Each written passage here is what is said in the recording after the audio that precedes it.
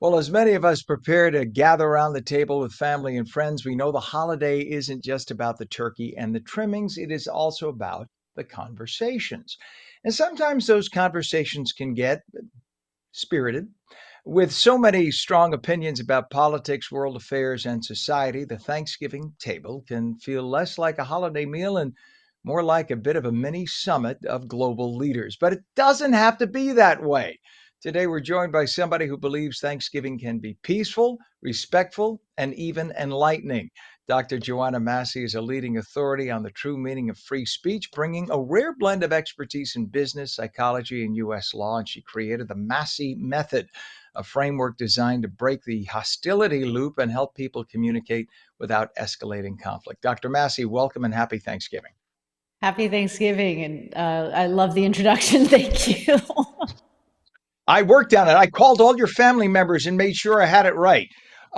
So let's just check it. This is the amazing thing is you don't want to stifle people, right? You want people to come. They're going to be themselves. They're going to talk, but there's a way that you can talk and hear too, right? You talk and listen to what the other person has to say too. So Thanksgiving conversations can quickly escalate, especially if somebody has a glass of vino. What do holiday gatherings, why is it that they so often bring out opinions and big reactions? A lot of it has to do with this area of our brain, and I won't get too scientific, especially in the morning, I promise. But basically, there's this area of our brain that's known as the automatic brain, and it's where our survival mechanism lives. And a very, very long time ago, we were extremely concerned about making sure that we were part of a tribe and we didn't get kicked out of that tribe and discarded to the tiger where we would die. And we do not give enough credit to this tiny part of our brain because when we get defensive, what we all know as fight, flight, or freeze kicks in. Well, we're not thinking when we're sitting at the dining room table and somebody says something that offends us that fight, flight, or freeze is kicked in, but you've probably seen this. Somebody's had a little too much to drink. All of a sudden, a topic comes up that the whole family was wishing did not come up. And one person pops up and goes to do the dishes, and you're not even done with dinner yet. Another person's sitting there looking at their phone like this, or maybe grabbing the side of the table. And then you've got someone else who's just it's about to erupt. And that's that reaction. And once it starts, it's a biological reality. We cannot stop it.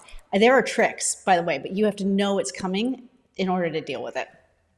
Yeah, well, you kind of know whom you're inviting, right? You got that the wacky aunt and the crazy uncle, and somebody's going to be, trying to light a cigar at the table, and you'll say, "Please don't smoke in the house." And I'm conjuring pictures right now, images in my mind of the movie Christmas Vacation with Chevy Chase, and yeah, clock, get me my stogie. You know what I mean? This is what happens. They're your family, they're your friends, they're your loved ones. You're happy to see them, but sometimes you say, "I can't wait till this is over."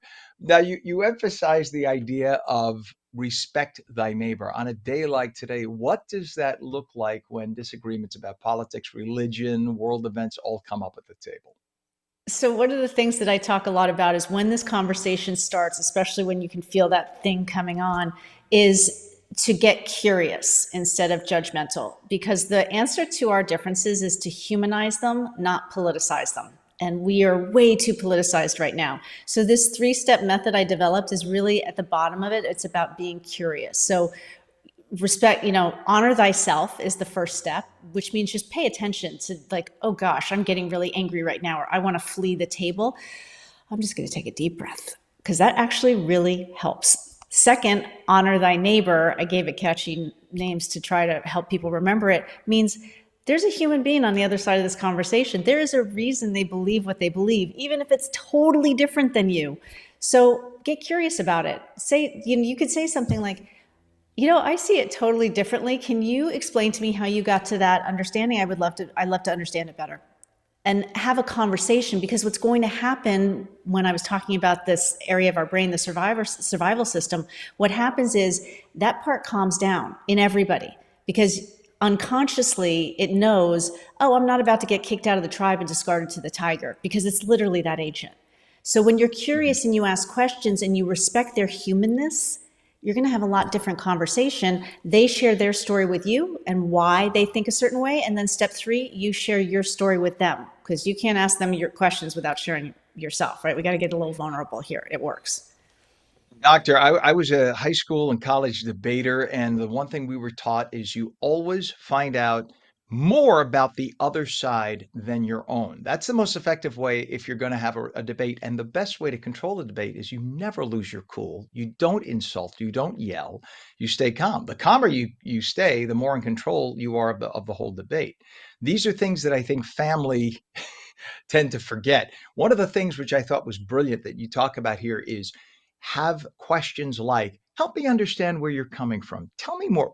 Why do you think that? Because, and I always say, I'm not trying to be disrespectful. I genuinely want to know so that I could better understand you. That's exactly it. That's because when we feel understood, when we understand somebody, we're less likely to get upset with them, right? Or when we have compassion for someone, we're not going to condemn them. So it's really about you want to understand where this person's coming from, you because we're all human, and we've really, in this day and age, in the digital era, we have lost sight of other people's humanness. Everybody has sadness and trauma and drama, and everybody's had joy and excitement and happiness. And so it's really about remembering and respecting, oh, there's a human being on the other side of the conversation, there's a reason they have the belief they believe. I want to understand it. Like, I'd like to know how they got there, and then I'm going to share with them how I got there to my Mhm. belief. It's not about trying to convince anyone of anything. It's simply about being able to have a conversation without wanting to kill each other. Right. And you people don't realize you will, if you just stop and listen, use these instead of this just for a minute, you might actually learn something. You might actually learn something. And or if you insist on putting those heels in the sand deeper, you can at least formulate an even stronger argument because you can anticipate what the other side's argument is about. And by argument, I don't mean yelling argument. I mean the rationale behind their decision making and their decision making process. Too sadly, and all too often, a friend of mine who's a radio talk show host, I'm also a radio talk show host, and I do political talk. And he had pointed out, he said, too many times one side looks at the other as good people with bad ideas, and then the other side looks at the first side as just bad people. And Yep. you can't start with they're bad. I'm good, they're bad. You have to look at exactly what you're saying, right? Where we both have good and bad challenges. We both have good ideas and bad ideas. Let's try to understand each other more. But if you start out with the idea that they're not even worthy of me listening, you might as well just keep your mouth shut. Don't even show up for dinner. Well, and one of the things that, and such an excellent point, and one of the things that really doesn't work is this shaming, blaming, telling people what they should think, what they shouldn't think. How could you think that? It doesn't work. They're going to dig in further. The automatic system is going to come on, and it is just forget it. You have lost all chances of being influential if you're doing that. And interestingly, the other thing that doesn't work, Ken, facts, data, statistics. This part of the system, the automatic brain, it doesn't care. It really doesn't. So that's why you really need to get into that part of being curious, accepting them for their humanity, for their humanness, who they are, and not being as judgmental, right? It's that thing about if I have compassion, I'm not going to condemn them as much. Doctor, you have to see when I'm invited to gatherings where people don't know everything about me, I'm just a mess of everything. I'm politically one way. I talk about it on the air, so it's no secret. I'm politically conservative. I'm a former Catholic priest. I'm still deeply religious, and I'm also openly gay and married. Combine all of that. Whoa. So people come at me and say, "Oh, you're gay. You must be liberal." No, I'm not. And yet, we have these, and I get, because I have friends in every aspect of politics, you listen and you talk. And my father was the big proponent of saying, use this more than you use this. He taught me that from a very young age. Doctor, what is a website for more information? Because you're brilliant. I love hearing more about this.